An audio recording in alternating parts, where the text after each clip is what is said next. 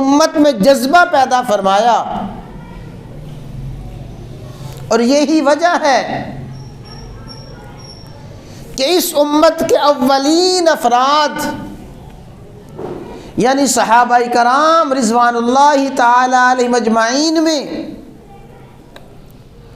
اور سلف صالحین میں اس ماہ رمضان کی عبادات کا وہ ذوق اور شوق تھا، وہ جذبہ اور ولولہ تھا۔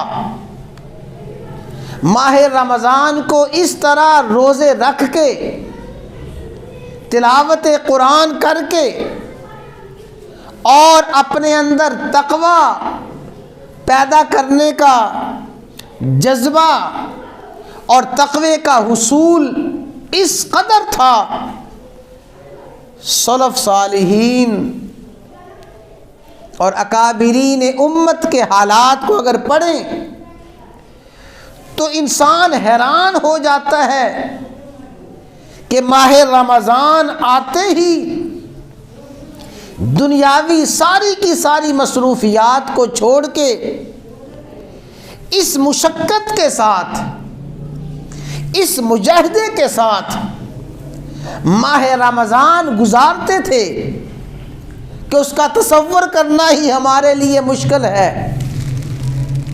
میں آج کے خطبہ میں رسول اللہ صلی اللہ علیہ وسلم کا ایک وہی خطبہ عرض کرنا چاہتا ہوں جو آپ نے ماہ رمضان سے متعلق ارشاد فرمایا۔ مختصر باتیں عرض کرتا ہوں۔ آپ نے ماہ رمضان کے خطبے میں خطبہ ارشاد فرمانے سے پہلے جو حاضرین کو خطاب فرمایا وہ بڑا عجیب الفاظ ہیں۔ فرمایا یا ایھا الناس، اے لوگو، ورنہ عام طور پہ احکامات اسلام میں یا ایھا الذین آمنو کا خطاب ہے۔ اے ایمان والو نماز پڑھو، اے ایمان والو زکوٰۃ دو، اے ایمان والو صدقہ دو، اے ایمان والو حج کرو۔ تمام احکامات اسلام کا خطاب اہل ایمان کو ہے، لیکن جب ماہ رمضان کا ذکر آیا تو یا ایھا الذین آمنو نہیں فرمایا، بلکہ فرمایا یا ایھا الناس، اے لوگو۔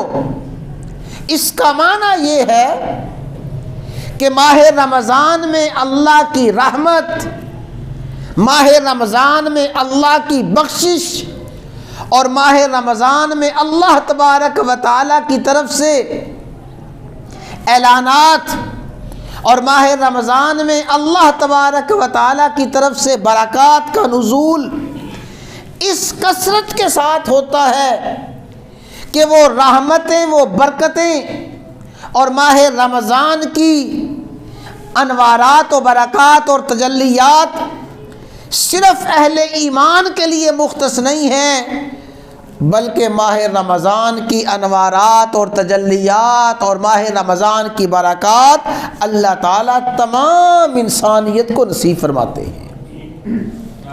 ایمان والوں کو بھی نصیب ہوتی ہیں اور دیگر انسانوں کو بھی اللہ تعالیٰ وہ تجلیات، انوارات، برکات نصیب فرماتے ہیں۔ تو فرمایا یا ایھا الناس، اے لوگو، قد اظلکم، اظل ظل کہتے ہیں سائے کو، اے لوگو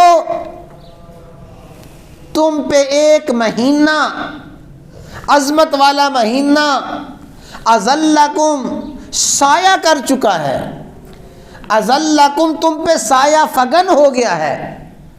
سایہ کرنے کا مطلب یہ ہے، ہم سبھی جانتے ہیں کہ جب انسان دھوپ کی وجہ سے سائے کی تلاش میں ہوتا ہے، سخت دھوپ کی وجہ سے وہ سائے کو ڈھونڈتا ہے، اور سخت گرمی میں، دھوپ میں، تھکاوٹ میں جب اسے سایہ میسر آئے، اسے ٹھنڈا سایہ میسر آئے تو انسان بڑی راحت محسوس کرتا ہے، انسان اپنی طبیعت میں بڑی بشاشت محسوس کرتا ہے۔ فرمایا قد اظلکم شہر، یہ مہینہ تم پہ ایسے سایہ کر چکا ہے۔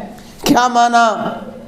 11 مہینے تم نے اللہ کی نافرمانیاں کر کے اپنے آپ کو گناہوں کی آگ میں جلا دیا ہے، معصیتوں کی آگ میں تم نے جلا دیا ہے، نافرمانیوں کی تپتی ہوئی دھوپ میں تم جل چکے ہو۔ آؤ قد اظلکم شہر، اب یہ سایہ مہینہ تم پہ سایہ فگن ہو چکا ہے، سایہ کر چکا ہے۔ 11 مہینوں کی معصیتوں کو اور 11 مہینوں کی گرمیوں کو اور 11 مہینے کی بے تابی کو ختم کرنے کے لیے اللہ نے تمہیں ماہ رمضان نصیب فرما دیا ہے۔ قد اظلکم شہر، یہ مہینہ تم پہ سایہ کر چکا ہے۔